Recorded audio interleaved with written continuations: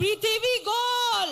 আমরা লড়েছিলাম 19-এ, তখন বিজেপির এজেন্টদের কিডন্যাপ করে নিয়ে চলে যেত, কিডন্যাপ করত। আজকে তৃণমূল এজেন্টরাই চাইছে না যে তৃণমূল জিতুক। বাংলার মহিলারা কাঁদছে, চোখের জল ফেলছে, আর ওনারা বলছেন আমরা বাংলার মেয়েকে চাই। বাংলার ঘরে ঘরে কি তারা বাংলার মেয়ে নয়? 84 বছরের মহিলা যাকে মারধর করা হয়েছিল, শোভা মজুমদার, তাকে ট্রিটমেন্ট করা হলো, তারপরে তাকে আজকে সে মৃত্যুবরণ করলো। তিনি বাংলার মা নয়, বাংলার মেয়ে নয়। আজকে ঘরে ঘরে বাংলায় মা দুর্গারা আছেন, মা কালীরা রয়েছেন। আজকে ঘরে ঘরে আমাদের বাংলায় বাঘিনীরা রয়েছেন। তারা সারা বছর 10 বছরে আহত হয়েছেন, কখনো ধর্ষণ করেছে, কখনো অত্যাচার করেছে, কখনো জ্যান্ত তাদেরকে জ্বালিয়ে ফেলা হয়েছে। সবাই একসাথে, চোখের জল কখনো নষ্ট হয় না। জেদ ধরেছিল 21-এ কখন ইলেকশন আসবে। এই মহিলা মুখ্যমন্ত্রী যে মহিলাদেরকে পর্যন্ত দেখেননি, মহিলাদের সুরক্ষা দেননি, এই মহিলা আর থাকতে পশ্চিমবাংলায় পারবে না। ওনারা বলছেন বাংলার মেয়ে চাই, আমরা বলছি বাংলার মেয়েরা বিচার চায় দিদি। বাংলার ছেলেরা চাকরি চায়, বাংলার বেকার যুবকরা শিল্প চায়, বাংলায় কাটমানি বন্ধ চায়, বাংলায় তোলাবাজি বন্ধ হোক, বাংলায় দুর্নীতি বন্ধ হোক, বাংলায় গরু পাচার বন্ধ হোক, বাংলায় কয়লা পাচার বন্ধ হোক, বাংলায় তুষ্টিকরণের রাজনীতি বন্ধ হোক। 30% রাজনীতির জন্য আজকে পুরোপুরি একদম বিভক্ত করে দিয়েছে সবকিছু। রামনবমীর মিছিল পর্যন্ত এরা ছাড়ে না, রামনবমীর মিছিলে পর্যন্ত অ্যারেস্ট করে, আমাদের লোকজনকে গ্রেপ্তার করে। জয় শ্রীরাম কি গালাগালি নাকি? জয় শ্রীরাম শুনলেই উনি রেগে যান? জয় শ্রীরাম সারা দেশের স্লোগান, জয় শ্রীরাম সারা বাংলা স্লোগান। আমরা সবাই একসাথে বলি, জোরসে বলো জয় শ্রীরাম, জয় শ্রীরাম, জয় শ্রীরাম। জোরসে বলো জয় শ্রীরাম, জোরসে বলো জয় শ্রীরাম। সবাই আগামী দিনে আমরা একসাথে হয়ে আমরা নরেন্দ্র মোদীজির হাতকে শক্ত করব এবং সোনার বাংলা তৈরি করতে আমরা সবাই একসাথে লড়ব। আমরা লড়ব, আমরা লড়ব এবং আমরা জিতব, আমরা জিতব, আমরা জিতব। বম ভোলে, বম ভোলে, ভোলে বাবা পার করেগা, সোনার বাংলা हम लोग बनाएगा। धन्यवाद। जय हिंद, वंदे मातरम, भारत माता की जय। ধন্যবাদ মাননীয় লোকেট চ্যাটার্জি মহাশয়কে, যার জন্যে এই রোদে আপনারা ঘন্টার পর ঘন্টা অপেক্ষা করে আছেন। সেই বিশ্ব দরবারের সবথেকে লোকপ্রিয় নেতা, ভারত বর্ষের যশস্বী প্রধানমন্ত্রী মাননীয় নরেন্দ্র ভাই মোদী, তাকে বক্তব্য রাখার জন্য আমি অনুরোধ জানাচ্ছি। সকলে আমরা হাততালি দিয়ে জয় শ্রীরামের ধ্বনি দিয়ে আমরা তাকে স্বাগত জানাবো।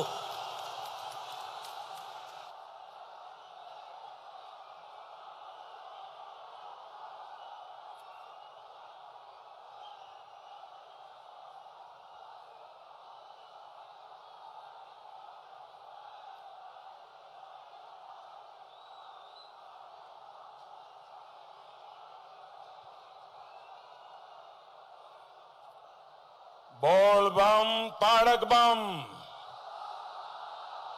बोल बम ताड़क बम, बोल बम ताड़क बम।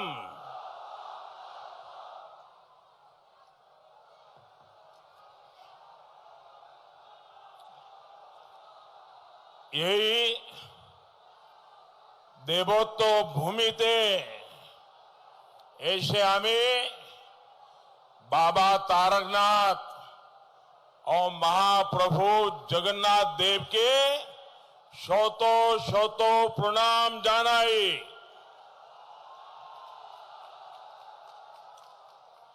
मैं रामकृष्ण परमहंस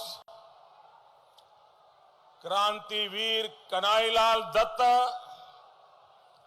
राजा राम मोहन राय, नागेंद्र नाथ चट्टोपाध्याय, बजेंद्र नाथ शील जैसे अनगिनत राष्ट्र नायकों को भी आज इस पवित्र धरती से नमन करता हूं।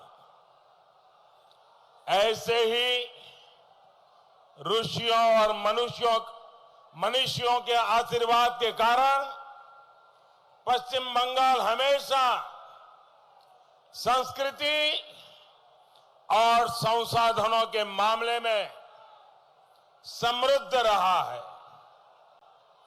साथियों, पश्चिम बंगाल को क्या चाहिए, क्या करना है, इसे लेकर बंगाल की महान जनता में कभी भी कोई भ्रम नहीं रहा है।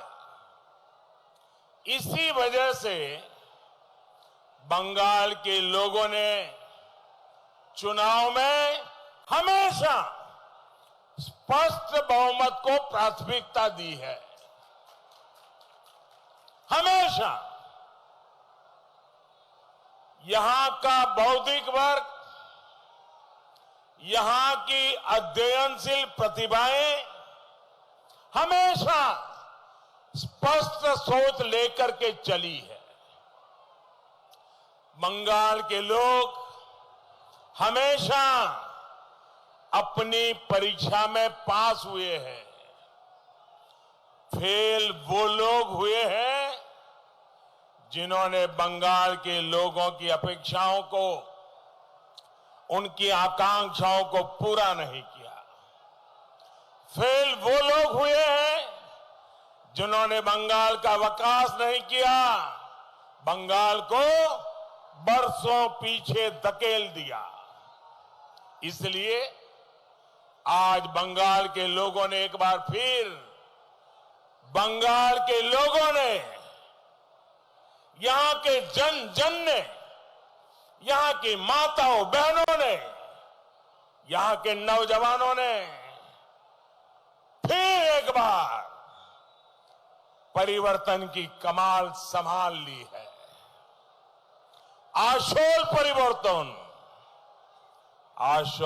परिवर्तन के उद्घोष में और सोनार बांग्ला के विजन में बंगाल के लोगों की यही आकांक्षा है। इसलिए उन्होंने पहले 2 चरण के चुनाव से ही बीजेपी के प्रचंड बहुमत का रास्ता तय कर दिया है। साथियों, 2 मई को क्या नतीजे आने वाले हैं, इसकी झलक हम 2 दिन पहले नंदीग्राम में देख चुके हैं। मुझे पक्का पता है हर चरण के चुनाव के साथ दीदी की ये बौखलाहट बढ़ती जाएगी। मुझ पर गालियों की बौछार भी बढ़ती जाएगी। और अब तो इलेक्शन कमीशन कहो, सुरक्षा प्रबंध वाले लोग हो, हर किसी पर हम सब जानते हैं, क्रिकेट के मैदान में अगर कोई खिलाड़ी बार बार अंपायर पर सवाल उठाए तो समझो उसके खेल में खोट है।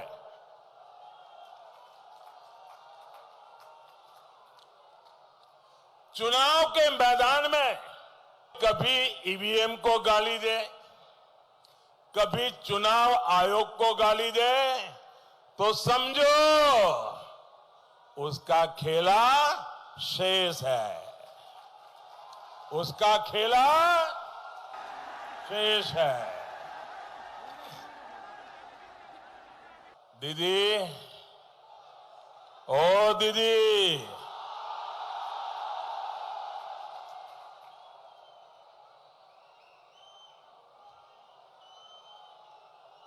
दीदी, हार आपके सामने है। अब इसे स्वीकार करिए।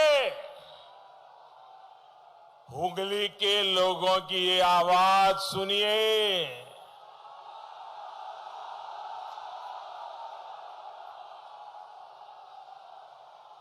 दीदी, निर्वाचन खेला नय, গণতন্ত্র খেলা নয়। গণতন্ত্র হলো মানুষের সেবার পথ। গণতন্ত্র হলো মানুষের উন্নতির পথ। आप ये सब भूल गई दीदी, भूल गई। इसलिए बंगाल के लोगों के साथ आपने विश्वासघात किया। मेरे प्यारे भाइयों बहनों, आपका उत्साह, आपका प्यार मेरे सर आंखों पर, लेकिन जगह नहीं है। आप जहां हैं वहीं रहिए, आगे आने की कोशिश मत कीजिए। जगह छोटी पड़ गई। आपका प्यार उससे भी अनेक गुना ज्यादा है।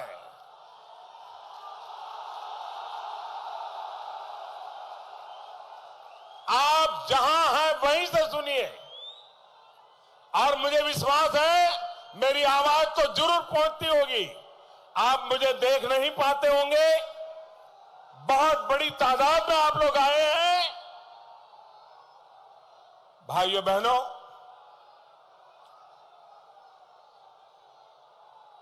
हद तो इस बात की है, अब दीदी आप बंगाल की जनता के अपमान पर उतर आई है। साथियों, दीदी ने कहा है कि बीजेपी की रैली में जो भीड़ जुटती है वो पैसे के लिए जुटती है। मैं जरा आपसे पूछना चाहता हूं, जो भी सच हो आप जवाब देना। मैं आपसे जानना चाहता हूं भाइयों बहनों, क्या आप इतनी गर्मी में इतने घंटों से इतनी परेशानी उठाकर यहां आए हैं, क्या पैसे के लिए आए हैं? क्या पैसे के लिए आए हैं? क्या कोई बंगाल का नागरिक बिक सकता है? क्या कोई उसको खरीद सकता है? क्या अरे ये तो स्वाभिमानी लोग हैं। पूरी अंग्रेज सल्तनत कुछ नहीं कर पाई बंगाल के लोगों को। ये बंगाल के लोगों का स्वाभिमान है। दीदी, बंगाल के लोग पैसे लेकर के रैली में जाते हैं ये कहकर आपने बीजेपी को नहीं, मोदी को नहीं, आपने बंगाल की जनता का अपमान किया है, और इससे बड़ा अपमान नहीं हो सकता। अपनी बौखलाहट में आप मेरा अपमान करिए, लेकिन बंगाल की जनता, यहां की महिलाएं, यहां के गरीब, बंगाल के हमारे भाइयों बहनों का अपमान मत करिए दीदी, अपमान मत करिए। यही वो लोग हैं जिन्होंने 10 साल पहले आपको सर आंखों पे बिठाया था। आज आप उनको गाली दे रही हो। साथियों, मुझ जैसे करोड़ों भारतवासी कालीघाट, तारकेश्वर, दक्षिणेश्वर, गंगा सागर और बेलूमठ जैसे पुण्य स्थानों पर आकर खुद को बहुत भाग्यशाली समझते हैं। ऐसे में कोई जब इस पवित्र बंग भूमि की आध्यात्मिक और सांस्कृतिक मर्यादाओं के विपरीत जब आचरण करता है तो हर हिंदुस्तानी को बहुत दुख होता है। बंगाल में एक विशेष मधुरता है, मिठास है, यहां की भाषा में मिठास है, यहां के भाई बहनों की भावना में मिठास है, बंगाल के हर नागरिक की व्यवहार में मिठास है, यहां की मिष्टी दोई और मिठाइयों की तो बात ही अलग है। फिर इतनी कड़वाहट कहां से लाती है दीदी? इतनी कड़वाहट कहां से लाती है दीदी? कोथाय थे के पाचन, ये तो तिक्तो था दीदी। आप बंगाल के प्रतिभाशाली युवाओं के आचार विचार में कड़वाहट घोल रही है। अब दीदी, आपको बंगाल के भविष्य के साथ ऐसा अन्याय नहीं करने दिया जाएगा। भाई और बहनों, दीदी की बौखलाहट का एक बहुत बड़ा कारण है उनके 10 साल का रिपोर्ट कार्ड। मैं डे 1 से कह रहा हूं, दीदी आपने काम क्या किया बताओ ना लोगों को। ये रिपोर्ट कार्ड मांग रहे हैं, बस यही उनकी परेशानी है। पुरानी इंडस्ट्री बंद, नई इंडस्ट्री का रास्ता बंद, नए निवेश, बिजनेस और चाकरी की संभावनाएं मंद। हुगली देश के सबसे पुराने औद्योगिक क्षेत्रों में से एक रहा है, लेकिन आज क्या हालत हो गई है आप भी जानते हैं। एक समय भारत के अनेक राज्यों से लोग बंगाल की फैक्ट्रियों में काम करने आते थे। आज बंगाल के लाखों लोग चाकरी के लिए पलायन करने को मजबूर है।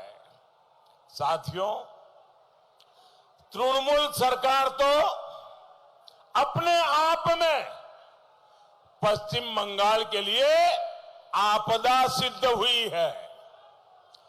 मानवता कहती है कि जब भी किसी पर मुसीबत आए तो मदद का हाथ आगे बढ़ना चाहिए, लेकिन तृणमूल के लोगों ने तो मुसीबत को ही कमाई का साधन बना दिया। बार बार आने वाले चक्रवातों से पश्चिम बंगाल परेशान होता है, चारों तरफ तबाही आती है, गरीब की बाड़ी मिट्टी में मिल जाती है, लेकिन तृणमूल के तोलाबाजों की उनकी बाड़ी और उनकी गाड़ी, इसका साइज बढ़ता ही जाता है। दीदी, ओ दीदी,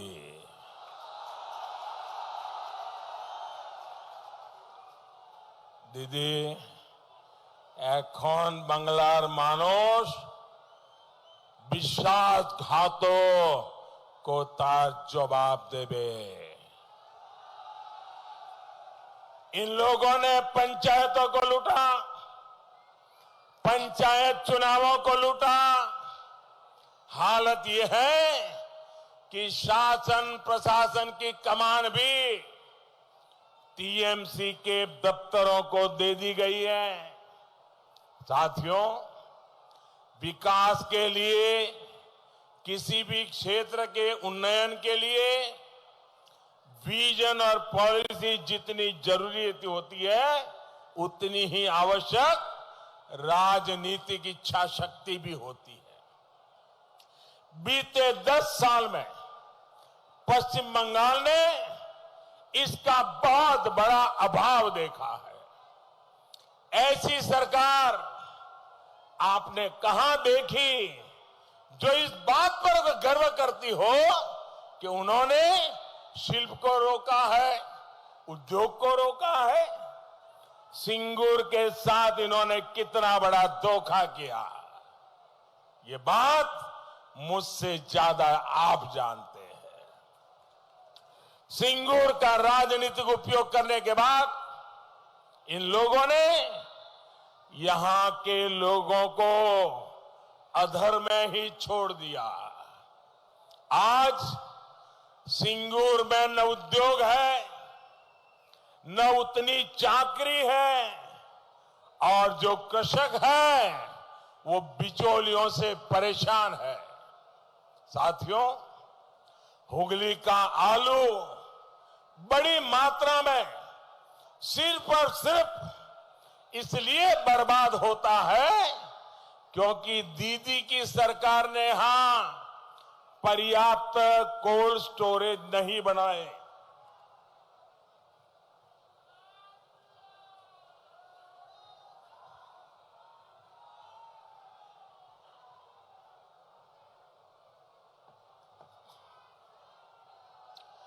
जो कोल्ड स्टोरेज है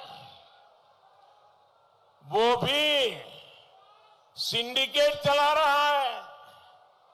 आलू किसान औने पौने दाम पर अपनी उपज बेचने के लिए मजबूर है। ये स्थिति तब है जब केंद्र सरकार इसके लिए राज्यों को हर संभव सहायता देती है। इसके लिए विशेष इंफ्रास्ट्रक्चर फंड बनाया गया है। यही स्थिति यहां जूट किसानों, जूट मिलों में काम करने वाले साथियों की है।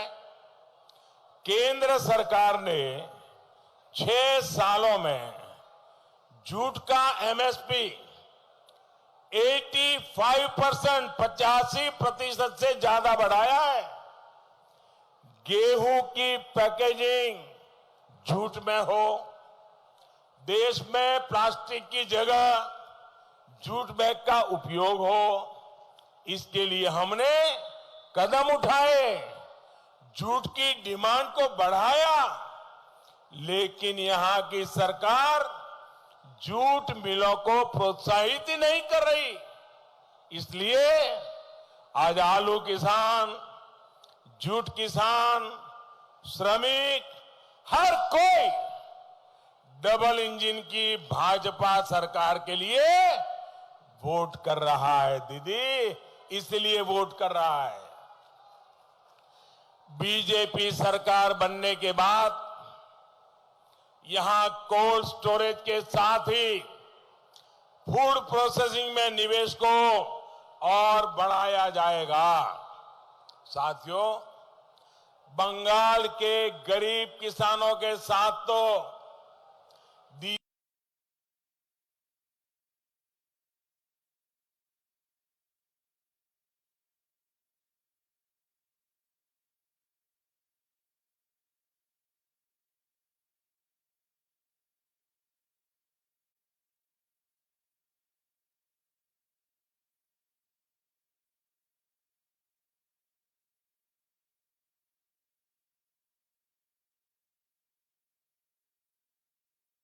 ज्यादा किसानों को पीएम किसान सम्मान निधि का लाभ मिल चुका है। देश भर के किसानों के बैंक खाते में सीधे 1.25 लाख करोड़ रुपए जमा कराए गए हैं। 10 करोड़ किसानों के खाते में 1.25 लाख करोड़ रुपया ये हो चुका है। न कोई कटमनी, न कोई रिश्वत, एक टका सीधा किसानों के बैंक खाते में पहुंचा है। लेकिन ये लाभ बंगाल के किसानों को नहीं मिला। दीदी ने बंगाल के लाखों कृषकों को भारत सरकार के इन पैसों से वंचित रखा। भाइयों और बहनों, 2 मई को यहां सिर्फ डबल इंजन की सरकार ही नहीं बनेगी, बल्कि डबल बेनिफिट, डायरेक्ट बेनिफिट देने वाली सरकार बनने वाली है। बंगाल में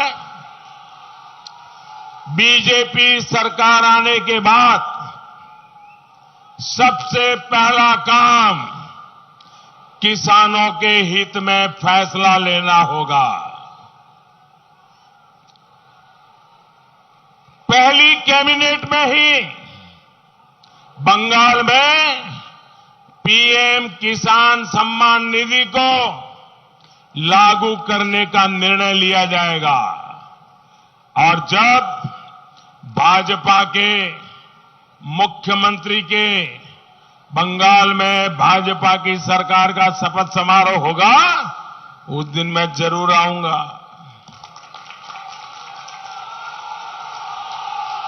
और आकर के जो नए मुख्यमंत्री बनेंगे उनसे जरूर कहूंगा कि भाई ये दिल्ली से मुझे पैसा भेजना है, आप जल्दी इस काम को पहली कैबिनेट में लागू कीजिए, मैं कहूंगा।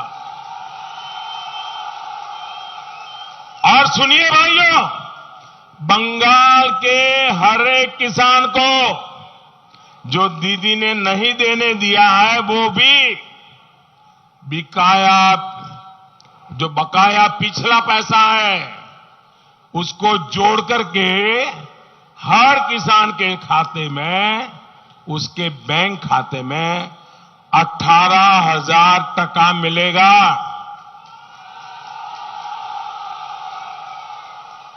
और मैंने तो आग्रह करूंगा कि 10 साल से सरकार को जरा सो जाने की आदत पड़ी है, नई सरकार को सारी मशीनरी को दौड़ाना पड़ेगा। और इसलिए मैं तो कहूंगा कि दुर्गा पूजा के पहले हर किसान के खाते में रुपया पहुंच जाना चाहिए। और इसलिए मेरा आग्रह है कि बंगाल के किसान भाई बहन और मैं यहां जो सरकार के मुलाजिम हैं, आज उनसे भी आग्रह करता हूं कि भाई 10 साल जो हुआ सो हुआ, जितना बर्बाद होना था कर लिया। अब बंगाल की सेवा करने का आपके सामने मौका आ रहा है। अभी 2 मई को नतीजा आने के बीच में समय है। जहां चुनाव पूरा हो गया है वहां अधिकारी जरा किसानों की सूची बनाना चालू कर दें, उनके बैंक खाते चेक कर लें, उनका आधार नंबर चेक कर लें, ताकि जैसे ही निर्णय करें फटाफट पैसा जाना शुरू हो जाए। बंगाल की बीजेपी सरकार जल्द से जल्द हर एक किसान के बैंक खाते में सीधे पैसे ट्रांसफर करना चाहती है। टीएमसी सरकार ने किसानों के साथ जो इतना बड़ा अन्याय किया है वो दूर करने का समय बहुत ही निकट दिख रहा है भाइयों। साथियों, अपने ही अहंकार में दीदी केंद्र की हर योजना के रास्ते में दीवार बनकर खड़ी होती रही है। केंद्र सरकार ने शहरों में काम करने आए रिक्शा, रेहड़ी, ठेला चलाने वाले साथियों के लिए बिना गारंटी का बैंक लोन देने की जब भारत सरकार ने शुरुआत की, हिंदुस्तान के हर शहर में शुरू हुआ, लेकिन पता नहीं दीदी को क्या हो गया। दीदी ने, यहां की बंगाल की सरकार ने इसको भी लागू नहीं किया। पूरे देश में आयुष्मान भारत के तहत गरीबों को 5 लाख मुफ्त इलाज मिल रहा है, 5 लाख रुपए का मुफ्त इलाज। लेकिन दीदी ने आयुष्मान भारत का लाभ किसी गरीब को मिलने ही नहीं दिया। और दीदी क्या कहती है, अरे मेरी तो योजना इससे भी बड़ी है। अरे दीदी, आपकी योजना मानो बड़ी है, उसमें अगर 5 लाख और जुड़ जाता है तो गरीब का भला होगा कि नहीं होगा, गरीब का लाभ होगा कि नहीं होगा। अच्छा, दूसरा दीदी, आपको पता भी नहीं है, आप पढ़ती तो है नहीं। इस योजना का एक दूसरा लाभ क्या था कि कोई भी बंगाल का व्यक्ति अगर मानो किसी काम से दिल्ली गया है, जयपुर गया, चेन्नई गया, और वहां बीमार हो गया तो वहां की अस्पताल में भी इस योजना से लाभ मिलता है, आपकी योजना से नहीं मिलता है दीदी। लेकिन उनको बंगाल के लोगों की चिंता नहीं है। बंगाल का संवेदनशील समाज इस कठोरता को, इस निर्ममता को देख भी रहा है, समझ भी रहा है और मौके के इंतजार में था। इस चुनाव में मौका पा लिया है। साथियों, दीदी और उनकी पार्टी के रुकावटी सोच ने इस क्षेत्र की कनेक्टिविटी को भी प्रभावित किया। यहां रेल लाइन को लेकर टीएमसी के नेता कितनी रुकावट डाल रहे हैं, ये आप भली भांति जानते हैं। भाजपा की डबल इंजन सरकार यहां कनेक्टिविटी कामों को तेजी से आगे बढ़ाएगी। इससे ईज ऑफ लिविंग भी बढ़ेगी और ईज ऑफ डूइंग बिजनेस भी। डेडिकेटेड फ्रेट कॉरिडोर तो पश्चिम बंगाल सहित पूरे पूर्वी भारत को विकास की नई बुलंदी देने वाला है। बहुत जल्द ही डानकुनी तक का पूरा कॉरिडोर राष्ट्र को समर्पित कर दिया जाएगा। कोलकाता मेट्रो का विस्तारीकरण भी तेजी से किया जा रहा है। कुछ समय पहले ही नावपाड़ा से दक्षिणेश्वर तक के सेक्शन का उद्घाटन करने का अवसर मुझे भी मिला था। हुगली के अनेक हिस्सों में भी मेट्रो के पहुंचने से यहां के गरीब मध्यम वर्ग को बहुत लाभ होने वाला है। भाई और बहनों, पश्चिम बंगाल की पहचान यहां की धरोहर है, आस्था अध्यात्म के स्थान है। तारकेश्वरनाथ हमारी आस्था का ही ऐसा स्थान है, लेकिन तृणमूल ने इस पावन स्थान को भी पॉलिटिक्स का तुष्टीकरण का माध्यम बना दिया। साथियों, हमने भोले बाबा के आशीर्वाद से ही काशी विश्वनाथ मंदिर में परिसर और आसपास के क्षेत्र का विकास बड़े पैमाने पर शुरू किया है। उसी तरह यहां तारकेश्वर में भी बड़े पैमाने पर श्रद्धालुओं की सुविधा के लिए बदलाव लाया जा सकता है। बंगाल की जनता के आशीर्वाद से हम ऐसा जरूर कर पाएंगे। साथियों, तारकेश्वर नाथ जी के साथ साथ यहां की पहचान हुगली नदी को भी तृणमूल के सिंडिकेट ने बर्बाद कर दिया है। अवैध निर्माण, औद्योगिक कचरे के खिलाफ कोई प्रभावी नीति लागू ही नहीं की, क्योंकि सरकार सिंडिकेट चलाती है। यहां सीवेज वाटर ट्रीटमेंट के नाम पर सैकड़ों करोड़ रुपए खर्च किए गए, लेकिन कई ट्रीटमेंट प्लांट आज भी काम नहीं कर रहे हैं। आज अगर गंगा जी की निर्मलता को लेकर बेहतर काम हो सकता है, तो हुगली की स्वच्छता के लिए क्यों नहीं हो सकता? अगर देश के दूसरे हिस्सों में आधुनिक रिवर फ्रंट बन सकते हैं, तो हुगली में भी उतना ही खूबसूरत रिवर फ्रंट बन सकता है। भाजपा के पास हमारी धरोहरों, हमारे नदियों की स्वच्छता और नदियों के सुंदरीकरण दोनों का बेहतरीन अनुभव है। यही अनुभव 2 मई के बाद हुगली के काम आएगा, सोनार बांग्ला के निर्माण में काम आएगा। सोनार बांग्लार, सोनार गौरव, आमरा फिरिए आनबोय। भाई और बहनों, आशोल परिवर्तन की शुरुआत के लिए अब 30 दिन से भी कम का समय बच गया है। पौधों फूल खिलेगा, हर बूथ में खिलेगा। ई बार बीजेपी सरकार, ई बार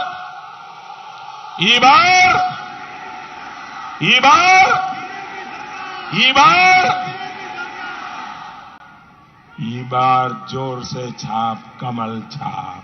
ई बार जोर से छाप। ई बार जोर से छाप। ई बार जोर से छाप। इतनी बड़ी संख्या में आप यहां हमें आशीर्वाद देने के लिए आए, इसके लिए मैं आपका बहुत बहुत आभार व्यक्त करता हूं और पूरे विश्वास के साथ, पूरे आत्मविश्वास के साथ उज्जवल भविष्य के लिए आप भारी मात्रा में मतदान कीजिए। और पहले बार जो मतदान हुआ, दूसरी बार उससे ज्यादा हुआ, तीसरी बार उसका भी रिकॉर्ड तोड़ने का काम आपके पास है। करोगे ना? करोगे ना? घर घर जाओगे, लोगों को मिलोगे, मतदान कराओगे, एक एक को लाओगे। मुझे पूरा विश्वास है ये सारे चुनाव का नेतृत्व बंगाल की जनता कर रही है। हम तो आपके उत्साह को प्रणाम करने के लिए आते हैं। मेरे साथ पूरे हाथ जोर से बोलिए, भारत माता की, भारत माता की, भारत माता की। बहुत बहुत धन्यवाद।